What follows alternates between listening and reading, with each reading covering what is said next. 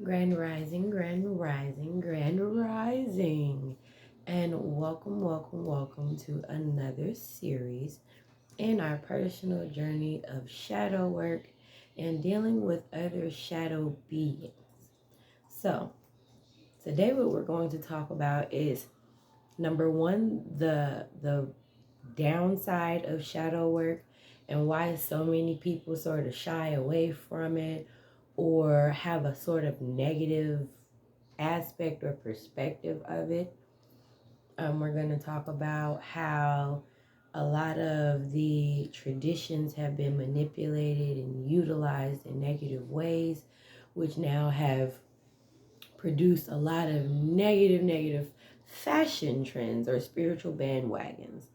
So let's go ahead and get to this. Hey, okay, honey, okay. So, first thing first, when people are going through their spiritual journey, they're going to realize that they either fit in one of three different places, okay? Or if not, on your spiritual journey, meaning when you are ready to be open, when you are ready to face your ego, when you are ready to face your truth, when you are not only ready to face those aspects, but those of your ancestors too. So, this is generational. There may be some things that you may find in your bloodline while you are doing with this that are very unfavorable to you. So you may have the aspect of, oh yeah, I was a slave. I was born of slaves. I was born of slaves. And then you find out that, your fifth great grandfather back actually was the slave owner. Yeah. So you have to learn how to sort of maneuver and deal with a lot of those shadow aspects. Now, number one, why do people even call it shadow, or why is it always perceived as dark or anything of that nature? So, number one, when you were describing a shadow, you are talking about something that is casting or standing in between direct light, okay? So, just like how you see now, this hand is standing in between the direct light of this hand. So this is what is creating that shadow aspect. But with that being said, if you are able to see that shadow aspect, that is also another realm. That is also another dimension, okay? So you have energies and entities that will stand in between and cast the shadow, or it will be you that are casting that shadow. You are standing in that direct light and absorbing that direct light. Also, in the reverse sense of when you are actually in the light realm, you are sort of washed out as that shadow being. You become that wallflower. You become noticeable for either the wrong reason or they don't see you at all. So that is what that living in the shadow aspect sort of entails, okay? And I know growing up, a lot of us have lived through that aspect of shadow self or shadow perspective, where you feel like you've been in a crowd full of people and you're screaming, but at the end of the day, nobody heard you. And the simple reason of that is because you may be that sin eater or that person who is supposed to, or that person who is from those energies and aspects. So where other stuff bothers a lot of other people and you are that main person, and when it absorbs and attracts to you, it don't bother you the same way. So petty situations, arguments, situations and concerns and stuff that everyday human beings or people of love and light would have, we don't have that. We don't have that aspect.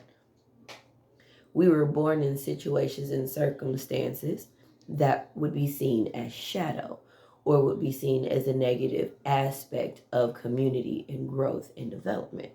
So therefore, that is why you have those people that are born with a spoon in their mouth and they can wake up, get it because they was born with an inheritance and blah blah blah blah blah. That can be seen as a light aspect. Whereas there's somebody who's born in a poverty stricken community and he's working his ass off for scholarship after scholarship after scholarship after scholarship just to try and get out of that kind of a shadow realm. So that is sort of a breakdown as to why we even have that shadow aspect of light and dark, okay?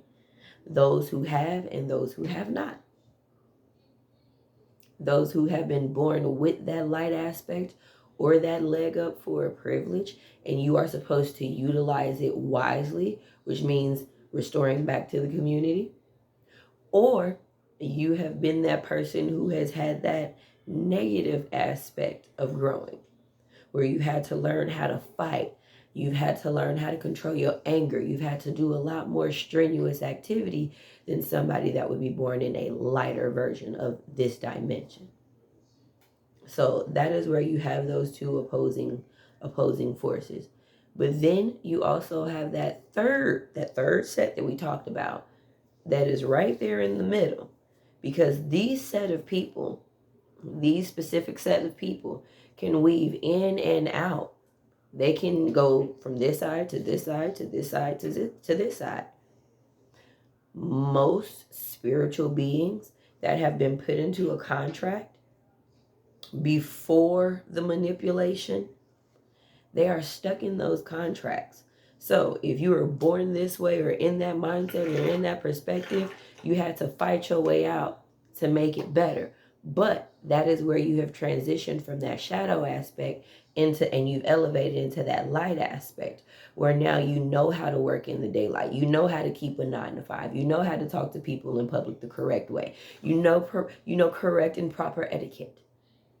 You are not seen as that negative shadow aspect of what society would deem you to be. Or vice versa, you have people that are born in that light aspect, and instead of using that birthright for a positive resound or a positive rebirth for the community, they actually end up using it for the negative energy. So they end up with all of these connections, all of this power, all of these ties, but in a negative aspect or a retro aspect of that light aspect, they actually are manipulating and using all of that stuff for the greater good, and they're using it for a negative aspect. So they are actually benefiting in a non-conventional provincial way. So that is a good breakdown of your light and your dark, sort of those energies and entities. Now, as far as being a void being, now when you are considered a void being of shadow, a void being of chaos is number one, you have to remember these are things or beings that are born from nothing into something and go back to nothing. If you don't know what those beings, that kind of beings are, go read through Genesis in the Bible. That's who those beings are. The dust. People that come from the very dust.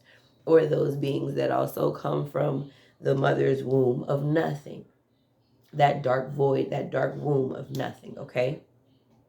So when you have these void beings, you may be the type of person that is just out and about and you are in your life, but no matter what, it may have nothing to do with you directly, but chaos is always around you somehow. You may be on your way walking to the store done caught on fire. Like, damn, okay, cool.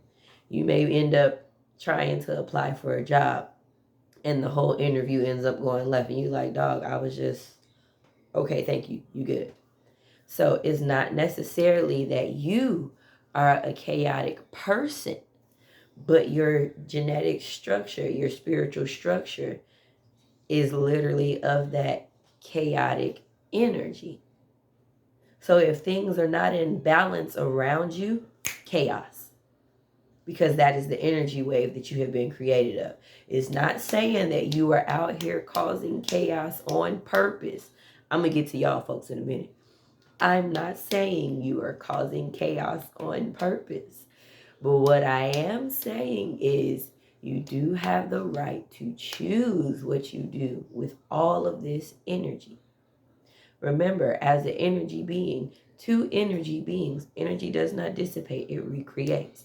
So you cannot destroy energy. You have to transmute it. So if you are always an energetic, empathetic being, you have to be on your A game with transmuting energy and knowing who and what you are and what you can and cannot do. You have to keep yourself grounded. You have to keep yourself protected. You must keep yourself covered. If you are to the point in your spiritual journey or in your shadow self as a void being to where you've learned to sort of create that peace around you to where chaos really does not affect you in a negative way, congratulations then. You've already mastered the biggest part of being a void being, which is literally stopping everything else from around you, swirling into a chaotic void of nothing. So you are learning how to balance your here and your now. You're learning how to take those energetic motions of feeling empty, of feeling lonely, of feeling all of those voids of nothing. And you are learning how to fill them with peace. You're learning how to fill them with beauty. You are learning how to fill them with love. You are learning how to fill it with creativity. That is when you are learning how to transmute that shadow energy that everybody is afraid of into something positive.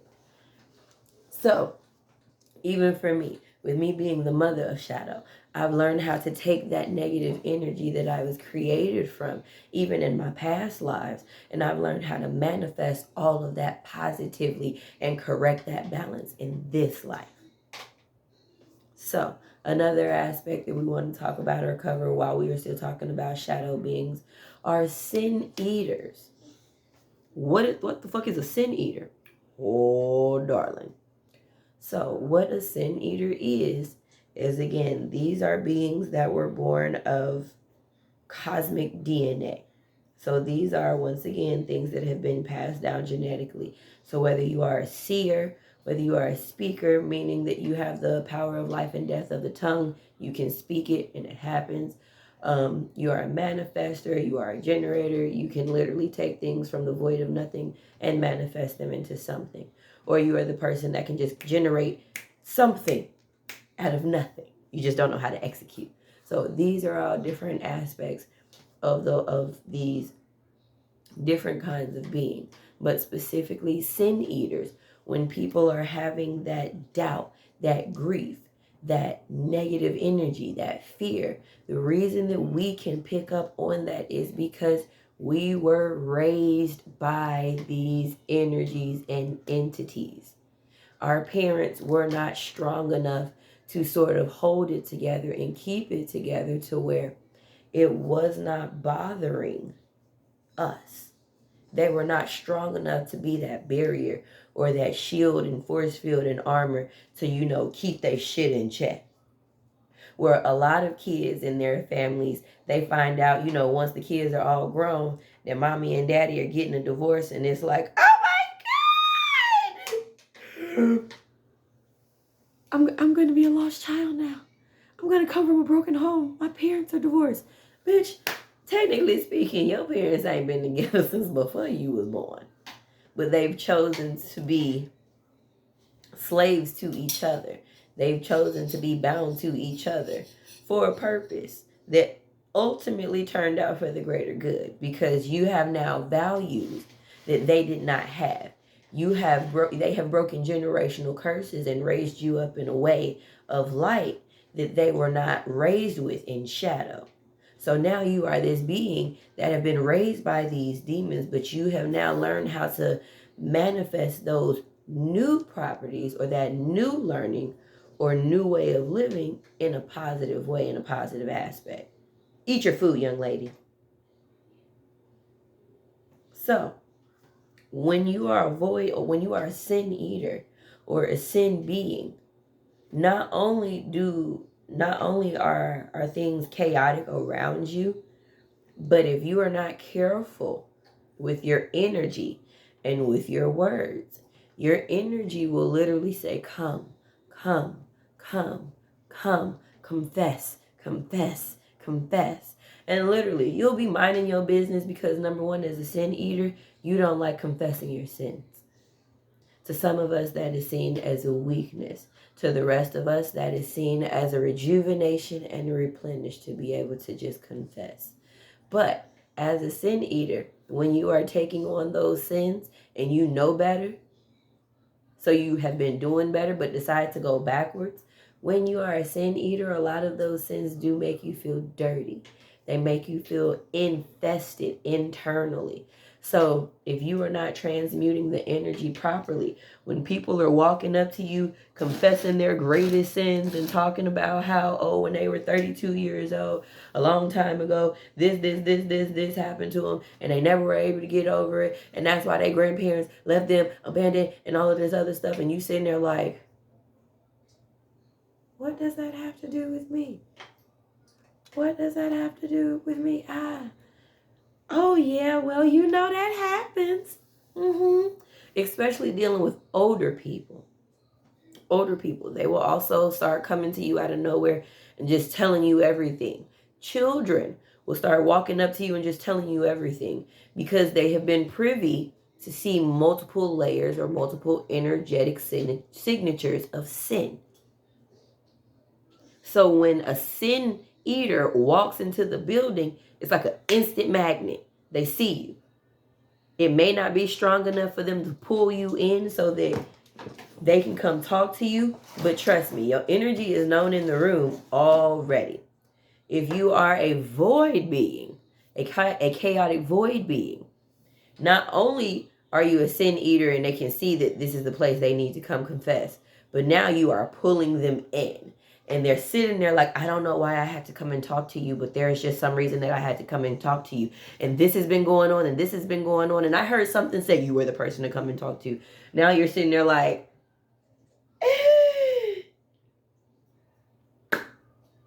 well, let me see if we can help you then.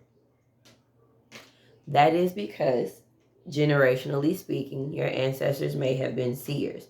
They may have been shamans. They may have been doctors. They may have been spiritual mothers from the primordial realm. You never know, because a lot of us here in America, again, are hard up with an identity crisis. We are busy trying to fit in where we don't belong. So, now that we have covered some of the shadow aspects, let's go over why a lot of these aspects are seen negatively.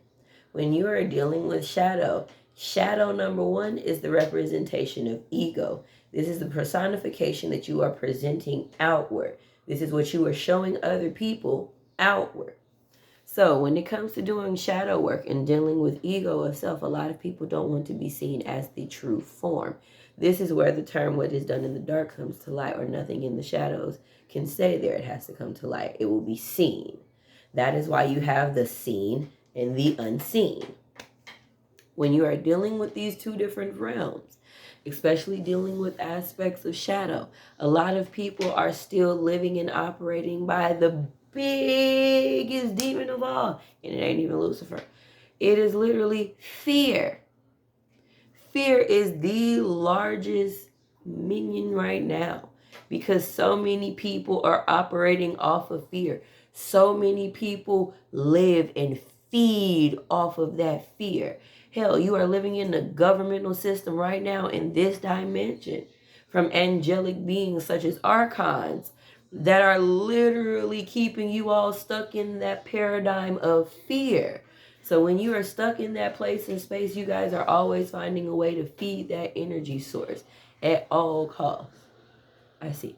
So when you are doing that, that is what that whole place of living in that shadow realm or anything of that nature comes from.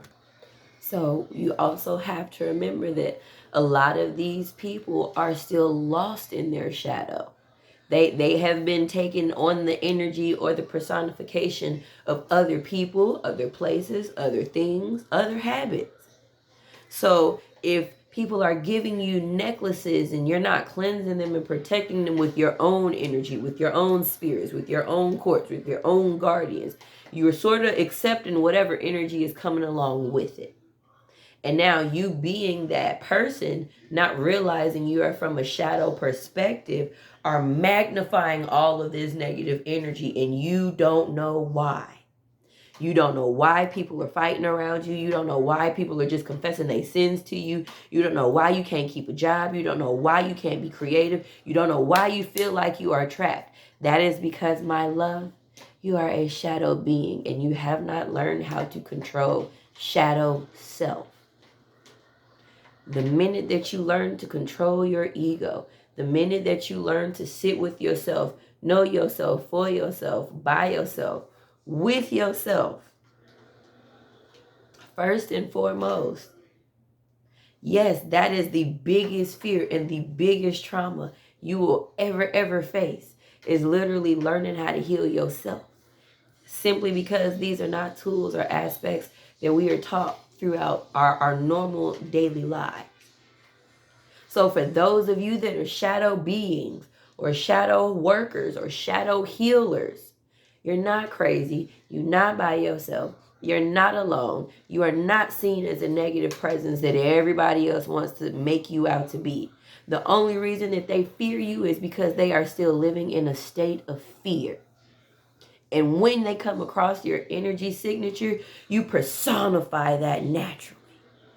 You are not a mistake. Now that we've hit on the healers and the workers of the shadow realm, I'm going to go ahead and drive down this shadow hunters lane. Shadow hunters, or shadow mercenaries, like I like to call them. Shadow hunters, shadow mercenaries, shadow prayers. These are people that have also been born in the shadow realm, but know how to utilize it effectively. They learn to turn up their willingness and their openness and that succubus energy of luring you in, of drawing you in just to feed on you, prey on you, use your energy to drain you out. That way you become a host for the parasite. These are where you now have shadow parasitic hosts and shadow parasites. Shadow hosts are people that love shadow healers. They will just follow you. They will sit up under your energy. Teach me more. Show me more. Do this more. But at no point in time will the shadow host do any of the work for themselves. So those of us that are shadow healers, be careful of shadow hosts. They are those that are very intricate and very drawn in by necromancy, anything dealing with ancestors, anything dealing with dead, anything dealing with something that is not technically supposed to exist in this realm right here, right now, anything that historically, scientifically has been said has been moved on. Those type of energies, they like to play or feed off the raw sources of old. Meaning, if you know anything or have any of that primordial essence, they want it raw. They don't want this new age, souped up, high driven, TikTok, Pinterest, hoodoo, delish witch type bullshit. They want the raw, primordial, natural source. Oh no, I don't want you to do I don't want to do the work. I trust you. And that is how they live off of your energy wave and your energy current. Because as long as they doing fuck shit, your ass has to pay for it, because you are the shadow being that decided to help. So you decided to take on that energy. And now they are feeding off of you. So after a while, as a shadow healer, if you become the host to so many shadow parasites, you do become drained. This is why grounding, protecting, shielding, and having armor is very much necessary for those of us in the shadow realm. When you are learning how to transmute that energy into the light, it's like releasing a weight off of you. But when you have to go back into the shadow realm, it's like going into the military's boot camp. You got your PPE. Do you have your iPro? Do you have your Kevlar? Do you have all of this stuff? Do you have your battle buddy? Do you have your rifle? My rifle is my best friend. This is my companion. So when you have to remember these different aspects, this is why it is important to know who you dealing with, to know who you are as a person. and to keep yourself in check. Make sure that you are not running off of that raw, unhealed succubus energy. And we're going to save that YouTube video for another session. Oh yeah, I'm going to come down succubus lane. We're going to have a whole breakdown series of a lot of these shadow beings and shadow energies, since nobody else wants to talk about it because it's such a taboo. I tell you about it because at the end of the day, I birthed most of these spirits. So we're going to have this breakdown of the do's and don'ts of this shadow realm, these shadows beings, these shadows aspects, the do's and the don'ts, because sweetie, it's getting real out here. So thank you guys for joining me today for this minute breakdown of the shadow realm aspect. Y'all know my motto. Namaste, you guys, but no, I'm going to stay over here. Holla.